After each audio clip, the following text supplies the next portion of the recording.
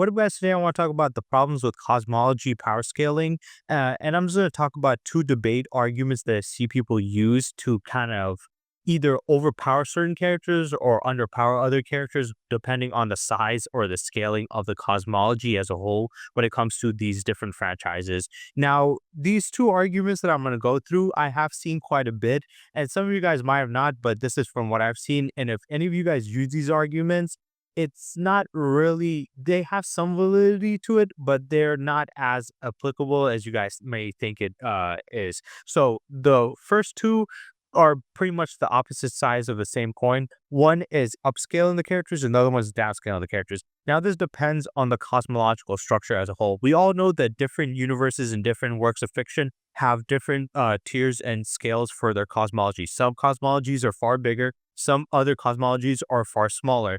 And usually the ones that are bigger are gonna house more powerful characters, obviously, and the ones that are smaller is gonna have weaker characters. But the problem with that is a lot of people I see and use an argument or debates is, well, this character's universe and cosmology is this big compared to this one, so they're stronger, and that's their argument their entire time. They say, well, they have a bigger, more like complex cosmological structure, which is 7D or 8D, and then their one is only comes up to 5D, so they're not that powerful. And that makes sense in the argument to a certain point, but the problem that I see with people using that is they scale every character in that said universe up to that level of power. And my problem, and I stated a couple of times on some of my videos, that some people, when they use that argument that, well, their cosmology is way bigger, and I'm just like, my kind of argument to always that is, well, does that character, have they been stated or shown to scale up to that cosmological structure as a whole, or are they just within that cosmological structure? Because there's a difference between a character who is a part of an IP that has a bigger cosmological structure, and a character who scales up to that. So, for example, like somebody like Spider-Man, right? Spider-Man is a street tier level character. Sometimes he can go higher than that, but he's not really up to the scaling of the cosmology of Marvel, even though the cosmology of Marvel is very high. Let's say it's 11D, right? Now, by using this argument, people are making it sound like that anybody that comes from a, universe that has a higher tier cosmological structure or scaling, that means that just because they come from there, they're more powerful than a one that comes from a smaller one. So, for example, let's just use this as an argument. Let's say Spider-Man comes from an 11D cosmological structure, and he's fighting against Goku. Now, Goku comes from, like, let's say, a 5D cosmological structure. Now, comparing their universes or their realities, the the Marvel reality is far, far bigger. It's 11D, whereas the Dragon Ball is only 5D. So, by their argument, they're saying that Spider-Man should beat Goku because apparently he comes from, a fictional world that has a far higher, cosmological structure compared to Dragon Ball. So technically, he should be stronger. But that is such a idiotic way to look at it, because by saying that argument or using that argument that, well, the cosmology is bigger, that pretty much means that everybody in that universe or world of fiction, I'm just going to say universe, in that universe should be way more powerful than any other character from another like universe that's only 5D or 60 or 70. That doesn't make any sense. That's stupid. Not everybody's going to upscale to that entire cosmological structure. Only the ones that are on that level, like the godly beings or beings that are, cosmic entities that have been stated to be on that level. But most other characters are going to be far weaker just because they reside within a higher cosmological structure does not mean they scale to it. And this is an argument and I've used quite a bit. And this is kind of an argument I've had with a couple people, because I've seen some dumb people saying, well, this character comes from this cosmological structure, which is way bigger than, this universe or like Dragon Ball. And then they say, so that's why they'll win. And always my response is, do they scale to it? Have they shown any feats, or has there been any statements that they upscale to that whole cosmological structure, or do they just reside from there? Because if they just come from there, that doesn't really count. You have to upscale to that. So that's the problem that I see all the time.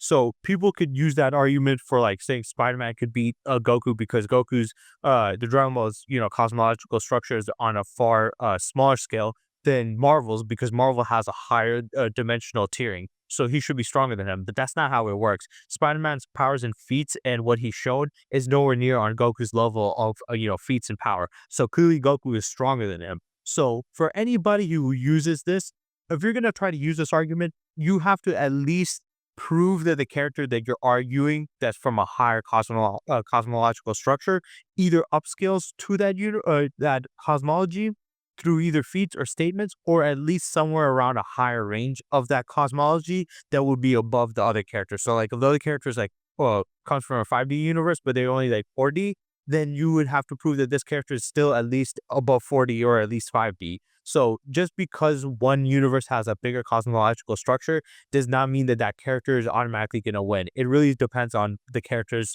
power proportional to the cosmology as a whole. Now, if you're using the top tiers and the ones that are on the pinnacle of that, then yes, you can have the argument because like, well, at the highest, they can only get to 5D, whereas here they get all the way to 11. But if we're talking about just any character, that doesn't really count then you will have to prove it. So there's the problem there, where I see a lot of people wanking their favorite character saying, well, their cosmology is bigger and then this one's small, so they win. Whereas like that's not how it works. That's completely idiotic.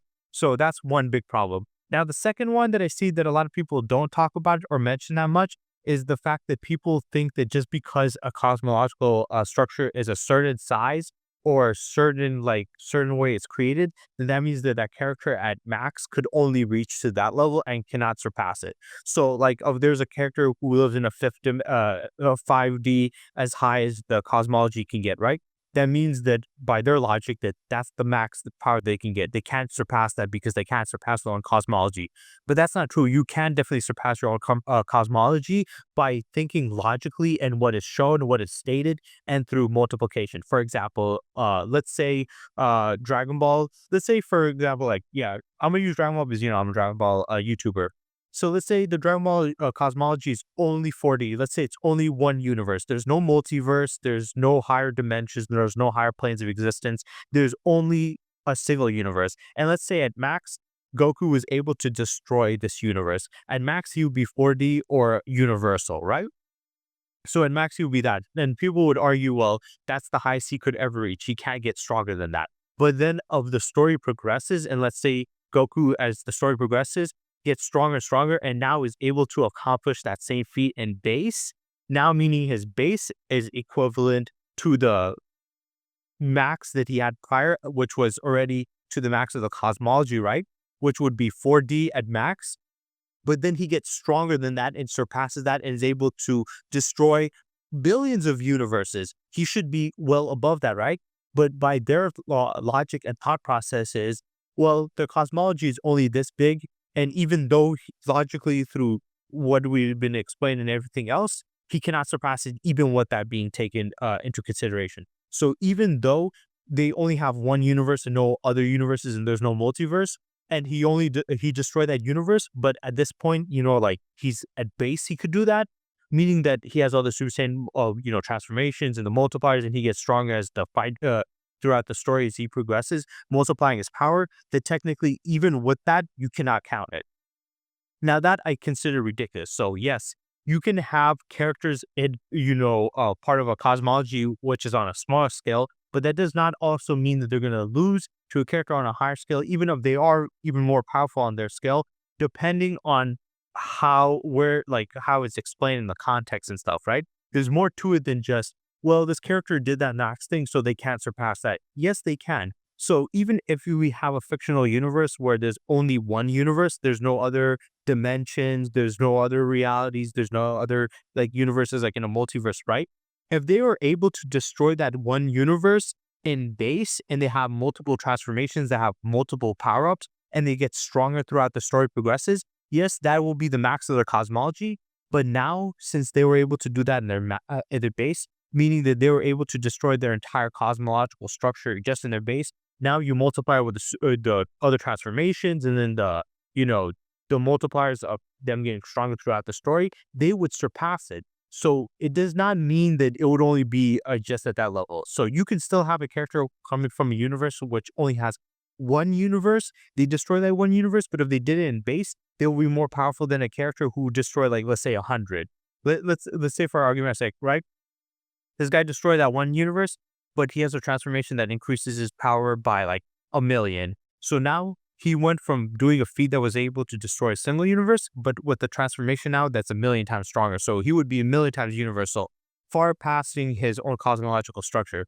Whereas now we have another character, right? This other character can destroy 1,000 universes, but that's the max he can destroy. But we see him destroy 1,000 universes. So would the guy that destroyed 1,000 universes, we see him physically destroy 1,000 universes, be stronger than a guy who destroyed just one universe, but has a power up which can amplify his power by 1,000,000?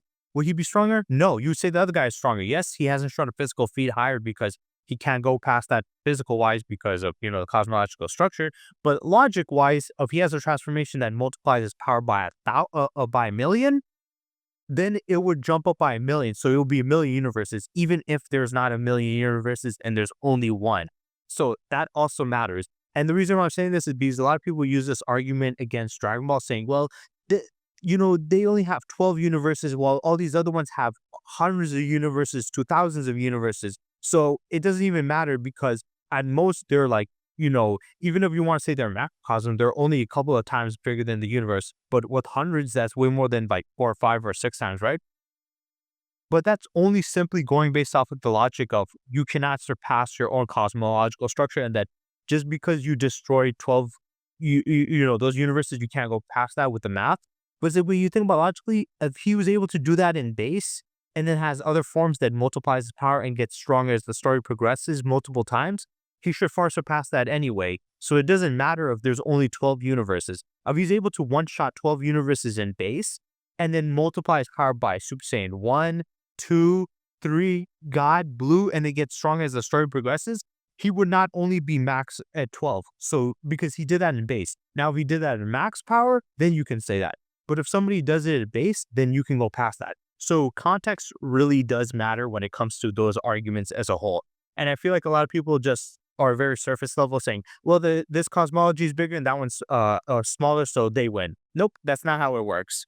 Even if they did their max, that does not mean that they will lose unless that was their max power. But if they were able to do that in a weaker state and gain even more power past that and do even with that, that means they will do, that means they will be able to do far more than that, even than just that, even though their cosmology is only that size. So hopefully that example makes sense that like even if you have a character that comes from a single universe, if they're able to one shot the universe casually, and then they're way more powerful than that, just because they don't have any other universes to destroy, does not mean that they would only cap off to one universe. They will be able to go past that.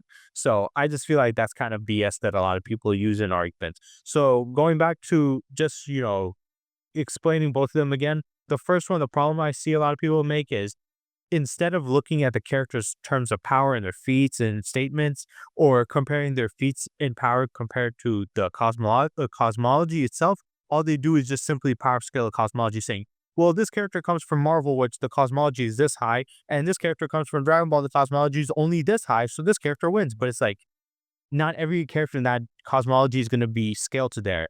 Most of them are not. So they have to scale up to that or to a higher level in there for you to actually make that argument. They can't just be from a higher, power scaled cosmology. They have to somewhat, upscale to that or be around that ballpark to be able to be the other character. And then the second one, just because a character's cosmological structure is smaller, and let's say they were able to destroy that to the max, does not mean that that's their max limit. That just means that's the max of their physical feat that we can show. But with context, with multipliers, you can go past that because even a character from a world where there's only one universe, if he has the ability to destroy that one universe and he can get 1,000,000 times more powerful, he would still be 1,000,000 times universal, not just a single universe, just because they have one universe in there. So it really depends. So that really matters, and I feel like a lot of people take that out. So that's very important stuff that I just wanted to mention because I feel like a lot of people will take those out. Um, One, like the first one, people use that to upscale characters and just say, well, they have a bigger cosmology, so they automatically win. And then the other ones, like they have a smaller cosmology, so they can't really surpass it. And they were able just to destroy this. It's like Goku only destroyed, a single universe. It's like, yeah, but it was a macrocosm. But yeah, this character destroyed hundreds of universes, and that would just be five times still. But it's like, yeah, he did that he did that in Super Saiyan God, but then he got transferred to Super Saiyan, and then even is shown in base. So clearly, he's way more powerful than that. So that doesn't really matter when you think we look at the other stuff that we were given with the multipliers and the logic that was given to us. So it's more than just the cosmology is this, and then that's just where they cap off, and we can't go more than that.